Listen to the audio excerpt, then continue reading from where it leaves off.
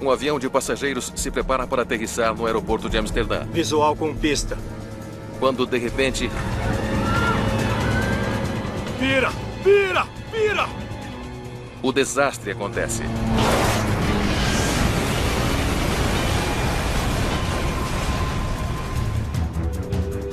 Investigadores enfrentam uma enorme pressão para descobrir o motivo. Quando uma coisa acontece no aeroporto, tem mais atenção do público. Mas fica difícil encontrar respostas. Não tinha nada que indicasse que eles estivessem numa situação desesperada. Um exame cuidadoso das evidências Não tem nada de errado aqui, o indicador está funcionando bem. só aumenta o mistério. Por que será que eles decidiram voltar? Poderão os investigadores descobrir o que realmente condenou o voo 433? Ainda falta alguma coisa aqui.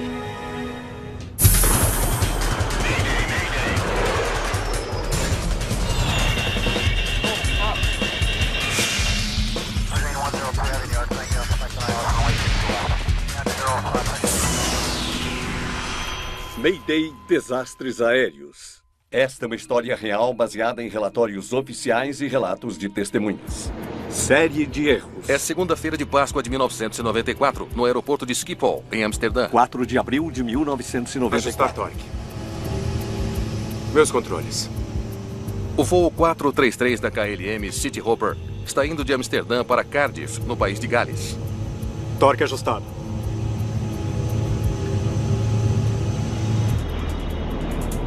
O tempo de voo é de 1 hora e 20 minutos.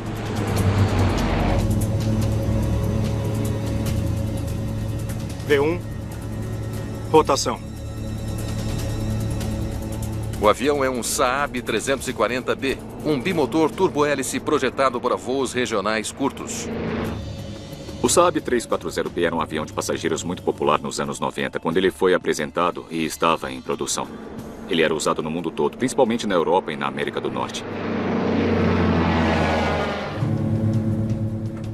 O comandante do voo 433 é Garrett Levart, de 37 anos. O copiloto, Paul Stassen, tem 34 anos. Os dois pilotos fazem voos para a KLM há mais de 2 anos. O voo de hoje parte do aeroporto de Schiphol, em Amsterdã, atravessa o Mar do Norte e a Inglaterra até Cardiff. É uma rota popular para a KLM Cityhopper. Fred Bergish fazia essa rota como piloto quando estava na companhia aérea. São 3, 4 vezes por dia essa rota entre Cardiff e Bristol. É rentável. É boa.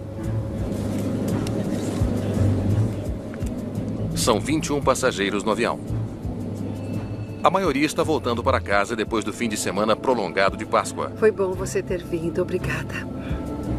A minha mãe não queria viajar sozinha, então eu resolvi ir buscá-la. Marijke Jenkins é uma assistente social holandesa que mora no país de Gales. Ela foi para Amsterdã para buscar a mãe e levá-la para Cardiff. Nós conseguimos reunir toda a família naquele fim de semana de Páscoa, antes de voltarmos.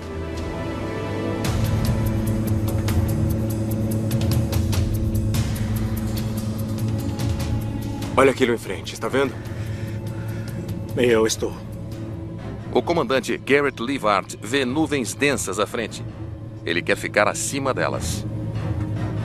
Peça o nível de voo 200 ao controle. Amsterdã KLM 433. Prossiga 433.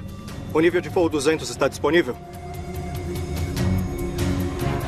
Subir para 200. Estão liberados para o nível de voo 200.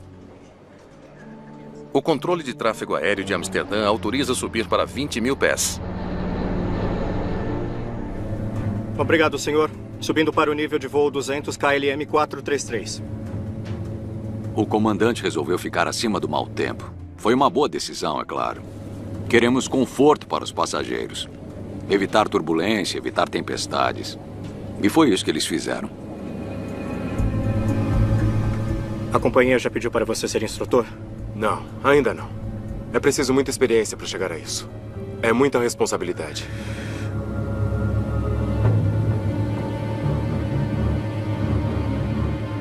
Pressão do óleo do motor direito. Verificado. Ver procedimento. Entendido. Verificar procedimentos. Em resposta ao alarme, o copiloto Stassen consulta a lista de controle de aviso de pressão de óleo do motor. Existem várias razões pelas quais a pressão do óleo pode cair no motor, principalmente por vazamentos ou algum tipo de dano no sistema do motor. Lista de controle de emergência para a queda de pressão do óleo do motor e propulsor. A lista de controle diz para monitorar a luz de aviso e os indicadores de pressão do óleo.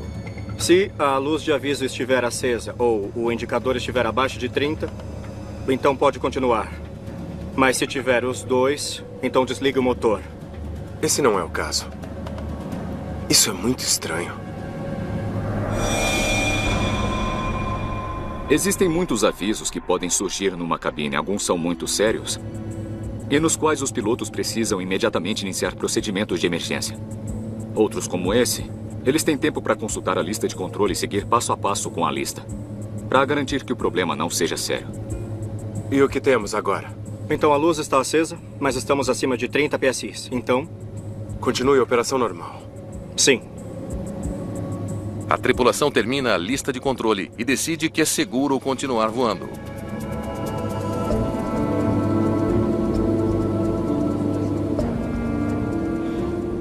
Não foi tão ruim quanto eu pensava. No avião, os passageiros não sabem dos problemas. O voo estava bem tranquilo. Era um avião pequeno voando para Cardiff.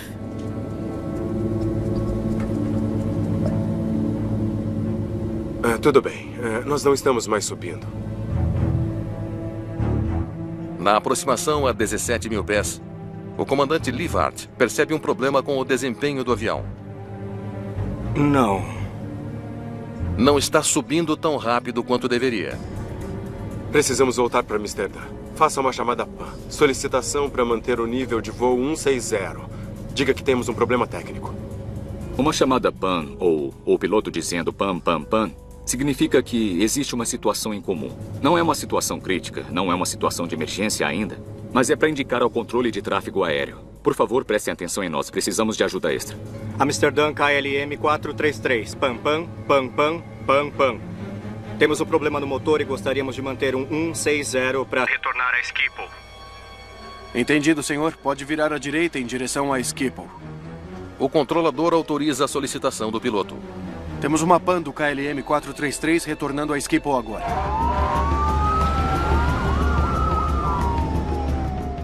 No aeroporto, os veículos de resgate ficam de prontidão.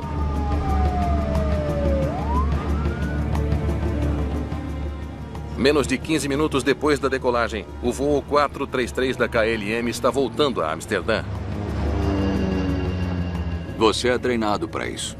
Eles decidiram voltar para Schiphol. E essa foi uma boa decisão. Descendo 70. Verificado? Ajustado? Ok. 1.500 pés por minuto. Agora descendo em direção ao aeroporto. Está firme agora? A tripulação fica atenta ao motor com problemas. Está, mas faz sentido voltar. Avise os passageiros. Eles devem dar as más notícias. Vou dizer calmamente que, como precaução, vamos voltar. Isso. Senhoras e senhores, aqui é o copiloto. Temos um pequeno problema com o motor direito e, por segurança, vamos retornar a Amsterdã. Peço desculpas pelo inconveniente. Não é uma coisa que gostamos de ouvir. Bom, eles sabem o que fazem. Eu me lembro bem de ter dito para minha mãe. Como pode ficar calma depois de dizerem que um motor não está funcionando? KLM 433, pode me dar detalhes? O controlador quer saber mais sobre o problema do motor. KLM 433, situação sob controle. Temos um problema de pressão de óleo no motor número 2. Tudo bem, você pode vir para 06. Você é o número 1.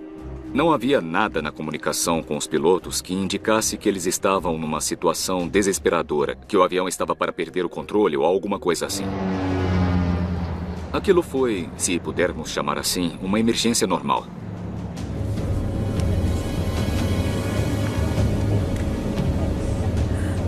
Eu achei que eu fosse chegar em casa às 4.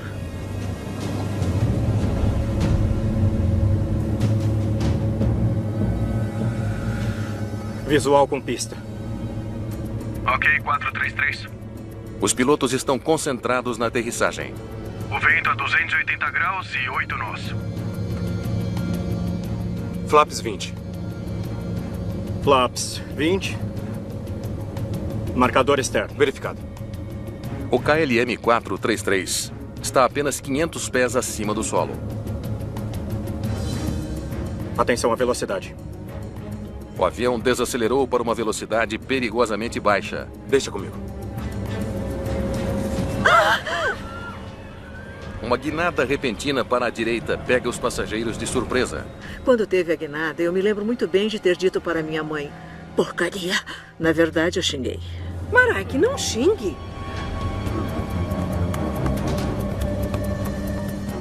Tem que chegar em linha reta. Quando tem uma inclinação tão perto do chão, é sempre um problema. O comandante se esforça para nivelar seu avião. Arremeter, ajustar torque, flap 7, recolher trem de pouso. O comandante Lievert tenta arremeter. O avião deu uma guinada forte para a direita. E nesse momento ficou bem claro que tinha alguma coisa errada. Não há salvação para o voo 433.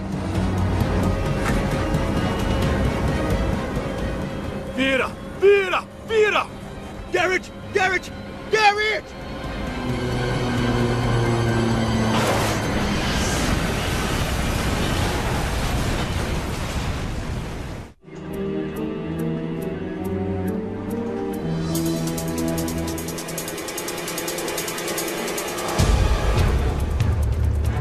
Acidente, acidente, acidente. Pista 06, emergência. Pista 06. O KLM Cityhopper 433 caiu perto do aeroporto de Schiphol, em Amsterdã.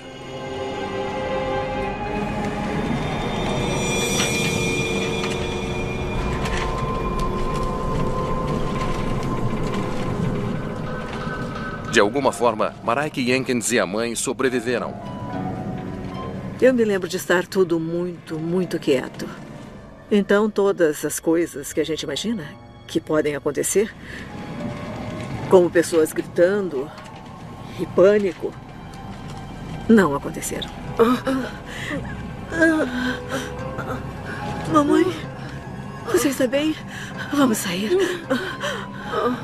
Eu disse para minha mãe, vamos soltar o cinto porque temos que sair daqui. E ela disse, mas ninguém disse que podemos. E eu disse, eu acho que ninguém vai falar, mamãe. Então eu vou fazer isso. As pessoas perto da pista que observavam aviões aterrissando correm para ajudar.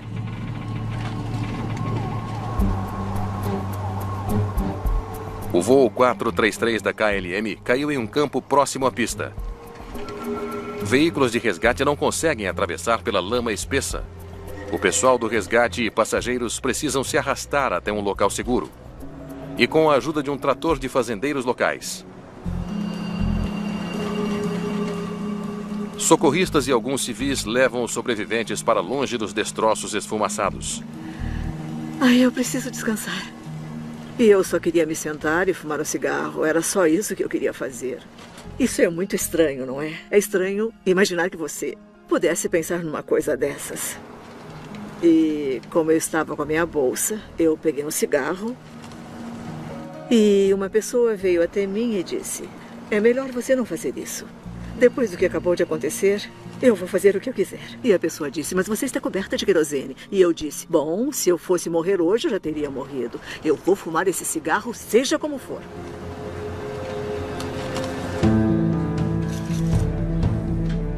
Marek e a mãe tiveram sorte de estarem vivas.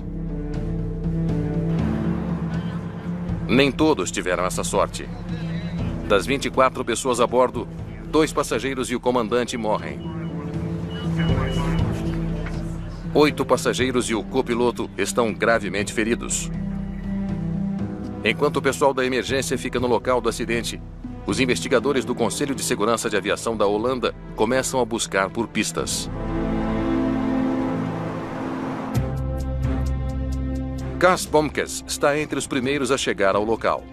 Quando nós chegamos ao local do acidente, o avião tinha caído a cerca de 500 metros de distância no lado sudeste da pista. Como isso é possível? O avião caiu do lado da pista. Não foi a quilômetros de distância. Foi perto do aeroporto. Investigadores conseguem recuperar as caixas pretas do avião, mas levará um tempo para processar os dados de voo e voz.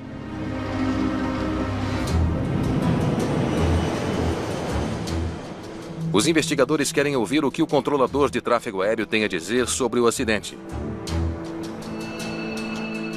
Ben Gronendick é o investigador do caso. Nós fomos até a torre e conversamos e tivemos as primeiras informações. Como a colisão aconteceu em plena vista, também tivemos os relatórios do que ele viu. Eles emitiram uma chamada PAN. Vamos voltar para o aeroporto. Nós recebemos informações do controlador do controle de tráfego aéreo que o piloto retornou de um voo para Cardiff.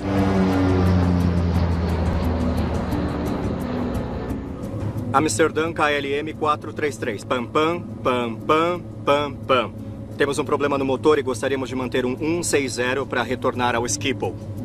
Entendido, senhor. Pode virar à direita, em direção ao Schiphol.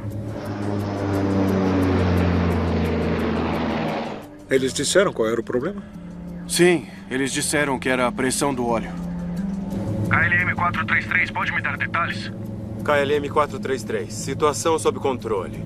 Temos um problema de pressão de óleo no motor número 2. Isso foi numa altitude bem alta. Eles tiveram muitas oportunidades para verificar o problema e para manobrar sem problemas o avião com um motor só. Eles são treinados para fazer isso e essa não era uma situação incomum. Eu dei informações para eles sobre o vento antes que aterrissassem. E quando eu vi, eles estavam virando. Arremeter. Ajustar torque, flap 7, recolher, trem de pouso. Os pilotos arremetem se a aterrissagem se torna instável. Eles aumentam a potência, ganham a altitude, circulam e tentam aterrissar uma segunda vez. Como sabe que estava tentando arremeter? Pude ver o trem de pouso sendo recolhido. Para ajudar a reduzir o arrasto, os pilotos recolhem o trem de pouso para arremeter. Eles tinham virado para a direita da pista. Algum tipo de problema de controle de voo? Um mau funcionamento do leme, dos ailerons ou outras superfícies de controle poderia explicar por que o avião se inclinou tão violentamente no último momento. Pouco antes de o avião aterrissar a poucos metros do solo, se você tiver problemas de controle... Vira! Vira! O potencial de perigo é muito maior do que se o mesmo problema acontecesse em grande altitude.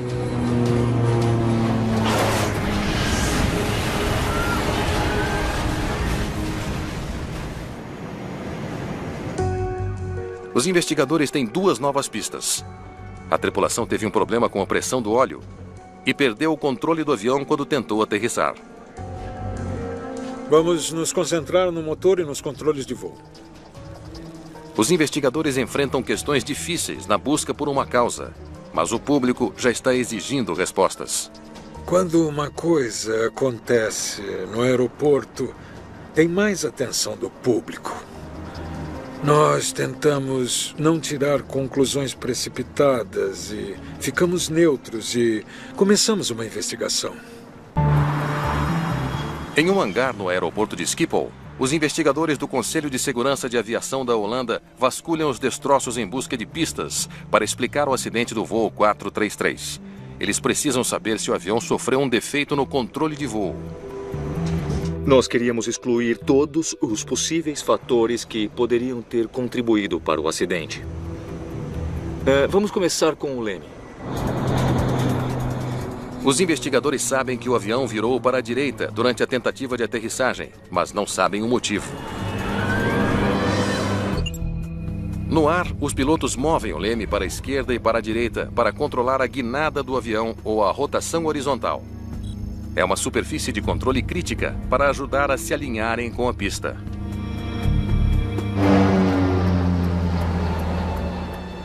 Os investigadores querem saber se houve um mau funcionamento com o leme antes da aterrissagem.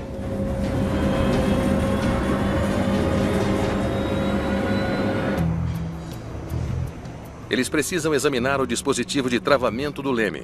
Ele é usado para travar o leme no local para evitar que ele se mova com um vento forte enquanto estiver em solo. Teria o leme travado de alguma forma durante o voo, causando uma perda catastrófica de controle? Eu posso dar uma olhada?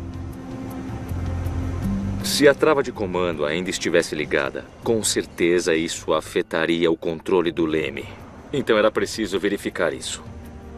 Eles estudam os componentes do leme e procuram por qualquer sinal de mau funcionamento no sistema de trava de comando. Não tem nada de errado aqui. A trava está boa. Não encontramos nada de errado com a trava de comando. Uma análise mais detalhada revela que todas as outras superfícies de controle de voo do avião também estavam funcionando corretamente. Flaps 20. Flaps 20. A causa do desastre mortal está em outro lugar.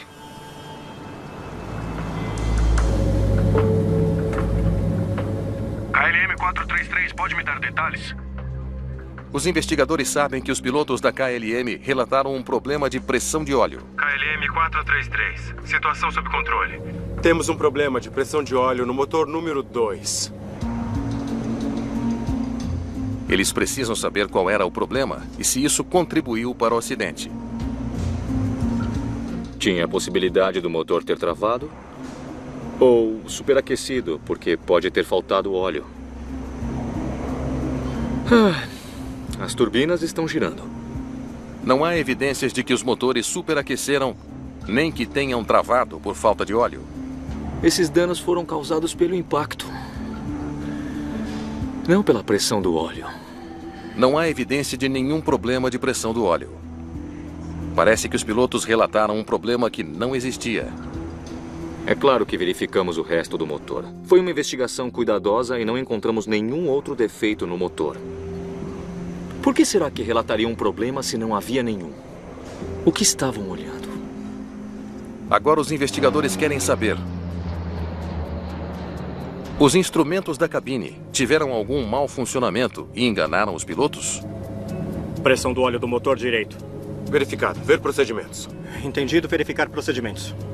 Portanto, o próximo passo era olhar todos os sistemas para ver se havia algum mau funcionamento que pudesse explicar por que a pressão do óleo estava baixa. Tudo pronto? O teste dos indicadores de pressão de óleo e dos sistemas de alerta do Saab 340 deve informar aos investigadores se os pilotos da KLM estavam tendo leituras de pressão de óleo precisas. Não tem nada de errado aqui, o indicador está funcionando bem. Eles não encontram nenhum problema no indicador de pressão de óleo. Espera um pouco. Isso não deveria acontecer. Mas a luz de aviso é outra história. Tudo bem, vamos tentar mais uma vez. Tá. Isso é estranho. Ele está dando um aviso intermitente. É outra descoberta surpreendente. A luz de aviso da pressão do óleo às vezes é ativada mesmo quando a pressão está normal. Verificando mais profundamente, eles examinam o interruptor que controla a luz de aviso. Suspeitamos do interruptor de pressão do óleo, então demos uma olhada.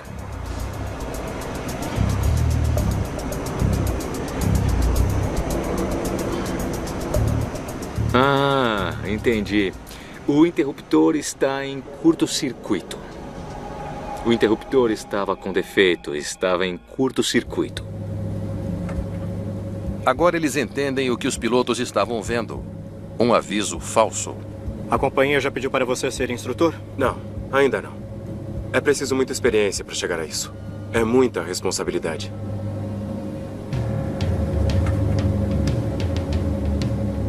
Pressão do óleo do motor direito.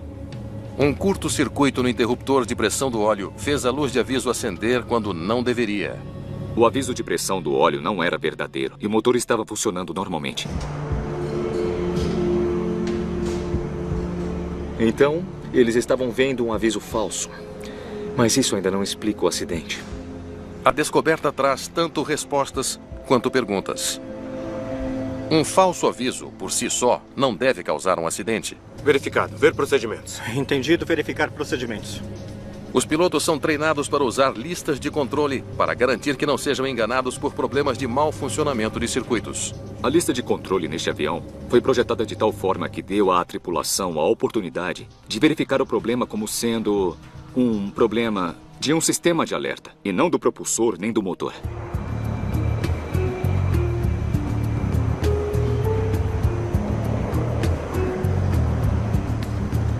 Bom, agora eu preciso ver como é que está o copiloto. O comandante do voo 433 morreu no acidente. Oi, é o Cass. Alguma notícia? Mas o copiloto sobreviveu. E os investigadores esperam que ele possa explicar exatamente como a tripulação respondeu ao falso alarme. É sempre muito importante ter as primeiras impressões da tripulação sobrevivente. Mas, na verdade, isso nem sempre é possível. Então, nenhuma novidade? Tudo bem. Obrigado. O impacto deixou o copiloto com amnésia severa. Ele não se lembra de nada do voo. Os investigadores precisarão procurar respostas em outro lugar.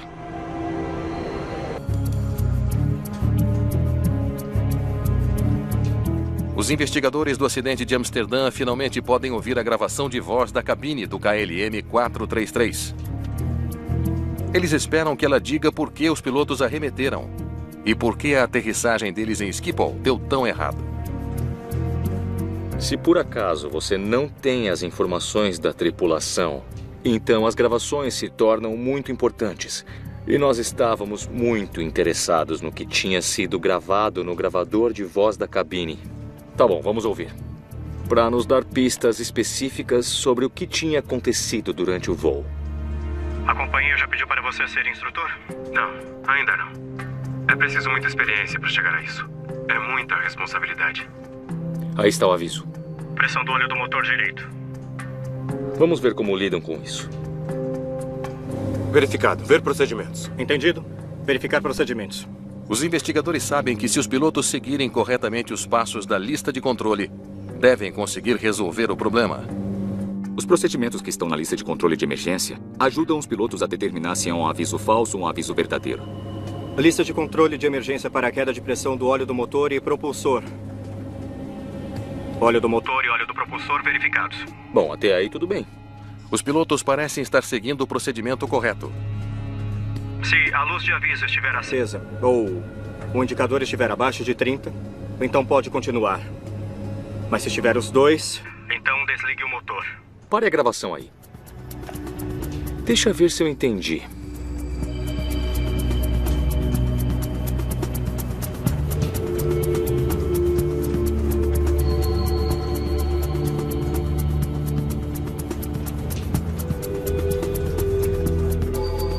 Se a luz de aviso estiver acesa e o indicador estiver abaixo de 30 psi, então desligue o motor. No Saab 340, o sistema de alerta e o sistema de medição de óleo são dois sistemas separados. E se houve uma confusão entre os dois, digamos que há uma luz de aviso, mas se a pressão do óleo está acima de um certo nível, a orientação na lista de controle de emergência é continuar as operações normais. O que temos agora? A luz está acesa, mas estamos acima de 30 psi, então... Continue a operação normal. Espera, para um pouco.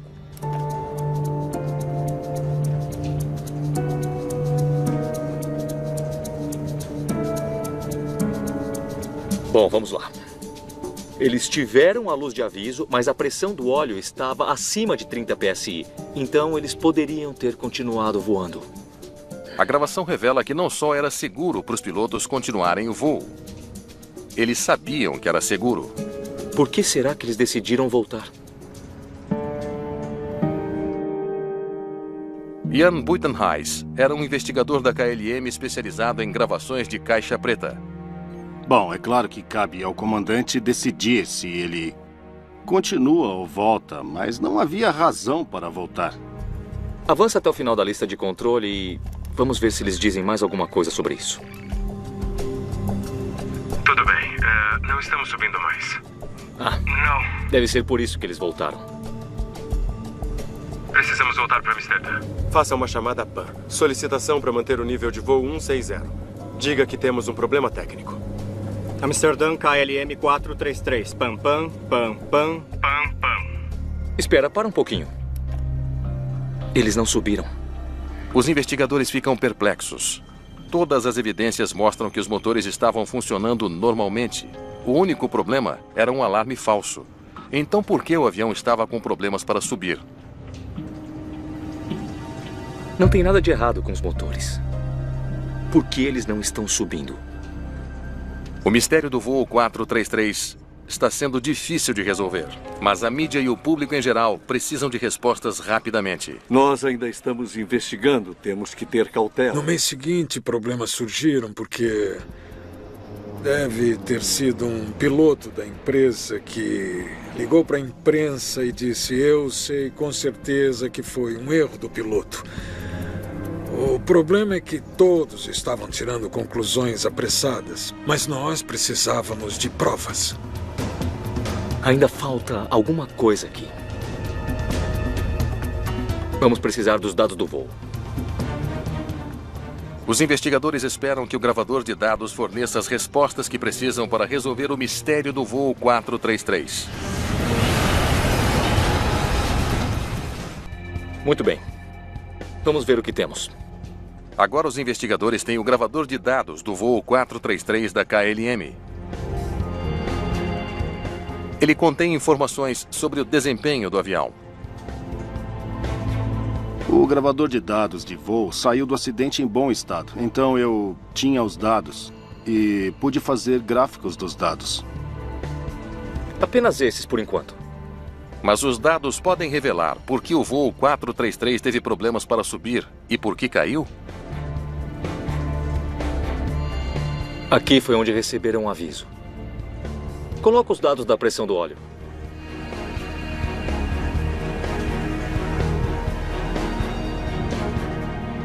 É muita pressão. Os dados mostram que a pressão do óleo não caiu abaixo de um nível seguro. Não foi isso que impediu que o avião subisse.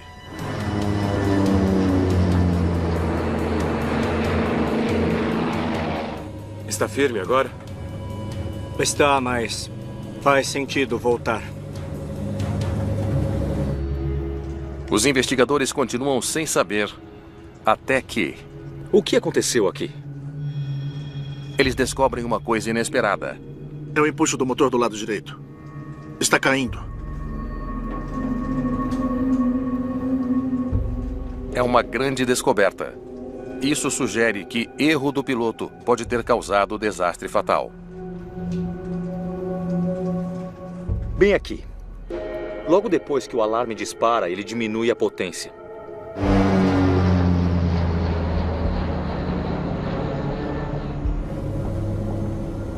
Pressão do óleo do motor direito. Verificado. Ver procedimentos. Entendido. Verificar procedimentos. Quando teve o aviso, ele decidiu diminuir a potência. E ninguém sabia o motivo. Foi até marcha lenta.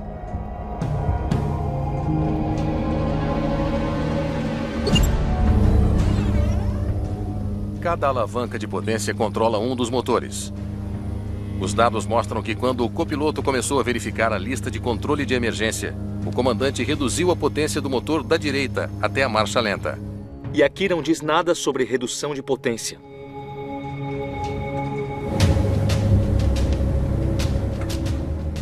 O comandante pode ter tentado proteger o que ele achava que seria um motor danificado, diminuindo a potência. Mas reduzir a potência do motor não faz parte da lista de controle de emergência. Inicialmente eu pensei que ele tinha feito isso para poupar o motor só naquele momento. Mas seria de se esperar que, quando eles tivessem chegado à conclusão correta para continuar a operação normal, ele usaria o motor de novo. E olha, ele mantém na marcha lenta até o fim do voo. É claro que não conseguiram subir mais.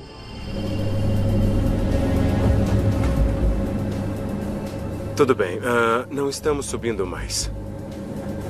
Não. Se não usar um dos dois motores naquela altitude, não dá para subir muito. Bom, o alarme falso dispara.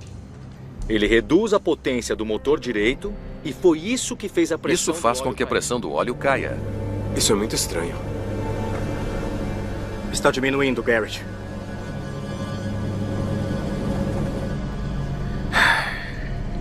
Foi por isso que eles acharam que tinha um problema com o motor. Como num carro, se você perder o pedal do acelerador, então o giro vai diminuir. Os pilotos decidem voltar, mesmo não tendo nenhum problema. Está firme agora? Está, mas faz sentido voltar. O sistema de pressão do óleo, o motor e o propulsor, tudo estava funcionando muito bem.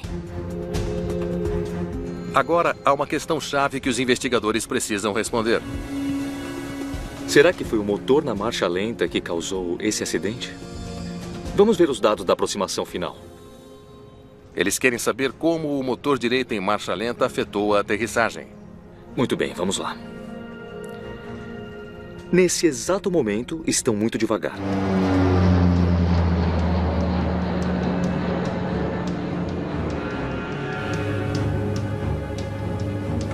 Atenção à velocidade. Deixa comigo.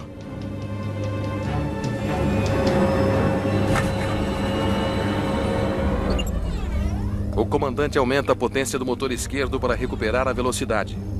Mas como o motor direito não está produzindo empuxo, o motor esquerdo empurra a aeronave para a direita.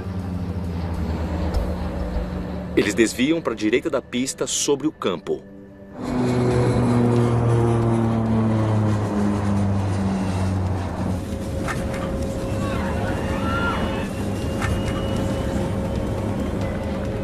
A essa altura não tem como conseguirem aterrissar. Então eles não têm escolha a não ser tentar arremeter. A decisão dele de arremeter foi uma boa decisão. Se você não tiver certeza de que a aterrissagem será segura, arremeta. Arremeter, ajustar torque, flap 7, recolher trem de pouso. Mas quando o comandante coloca o motor esquerdo na potência máxima, ele coloca o avião numa curva catastrófica à direita.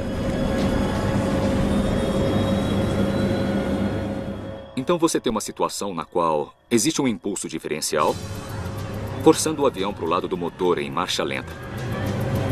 Vira! Vira! Vira logo! Garrett! Garrett! Garrett!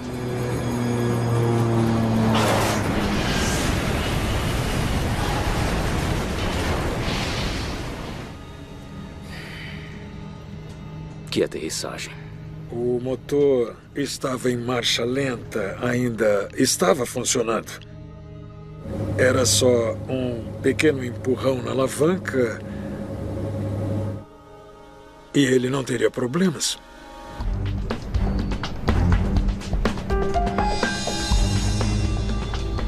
Mesmo com os investigadores tendo descoberto sérios erros de pilotagem, a culpa toda estaria nisso. Muito bem. Então, qual era a qualificação desses caras? Investigadores holandeses examinam os registros de treinamento dos dois pilotos do voo 433 da KLM.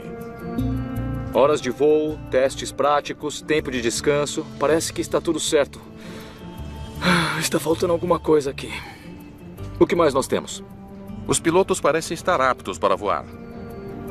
Os dois pilotos eram certificados. Não havia dúvida que estavam qualificados. Mas um documento da época do comandante ainda treinando para ser copiloto revela 2 testes de voo reprovados. Muito bem. Isso é de quando ele estava treinando para ser copiloto. E ele acabou sendo aprovado. Um segundo. O que temos aqui? Olha só. Isso tudo está começando a fazer sentido. Os registros de treinamento mostram que o comandante Leeward teve dificuldades com o mesmo tipo de problema que ele enfrentou no dia do acidente. A perda de um motor. Ele foi reprovado nesse teste 2 vezes. É uma descoberta importante.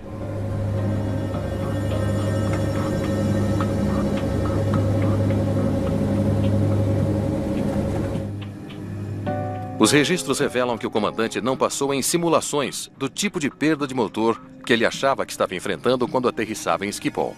Porcaria! Nós examinamos o treinamento e descobrimos que a tripulação, principalmente o comandante, teve dificuldades com um motor inoperante durante o voo. E a única outra vez que ele fez o teste foi em novembro de 92. E ele quase não passou. Os registros mostram que o comandante teve uma nota padrão, o mínimo necessário para passar.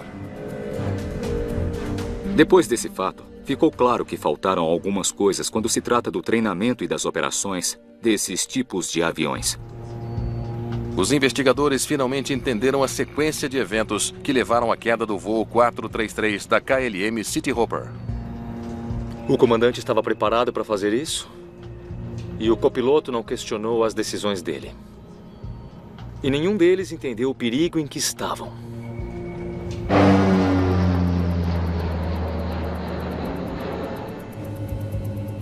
Quando um curto-circuito causa um aviso falso. Pressão do óleo do motor direito. Verificado. Ver procedimentos. Entendido? Verificar procedimentos. O comandante começa a reduzir a potência no motor direito, antes que seu copiloto tenha a chance de ler a lista de controle. Sua ação prematura engana os dois, e eles pensam que tem um problema no motor quando não tem. Havia informações disponíveis para os dois pilotos, mas de alguma forma não estavam comunicando essas informações um para o outro de uma maneira que permitisse a eles tomar as decisões certas. Lista de controle de emergência para queda de pressão do óleo do motor e propulsor. Quando eles puseram o motor direito em marcha lenta, eles tiraram esse motor da cabeça como opção. A alavanca direita de potência ficou na posição de voo em marcha lenta. E eles não discutiram as consequências disso. Visual com pista. Ok, 433. À medida que os pilotos se aproximam da pista... Atenção à velocidade. Deixa comigo. Os problemas que criaram para si mesmos começam. As coisas ficaram mais instáveis. Entraram numa situação na qual ficaram com pouco controle sobre o que estava acontecendo. Arremeter. Ajustar torque, flap 7, recolher trem de pouso. A tentativa de arremeter usando apenas um motor foi o erro final. Dá pra ver nos dados do voo, dá pra ver nas alavancas de potência. Então perderam o controle. Vira! Vira! Vira! Garrett! Garrett! Garrett!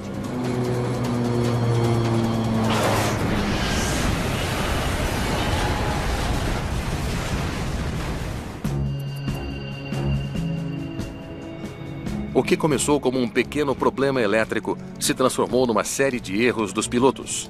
Mas o Conselho de Segurança da Aviação da Holanda determina que a causa desses erros vai além da cabine. Na maioria das vezes, o piloto comete um erro porque se torna muito complicado. Neste caso, não estava complicado. Então, o que ele pensou devia estar errado. É por isso que o treinamento precisa ser melhorado e que seja levado muito a sério.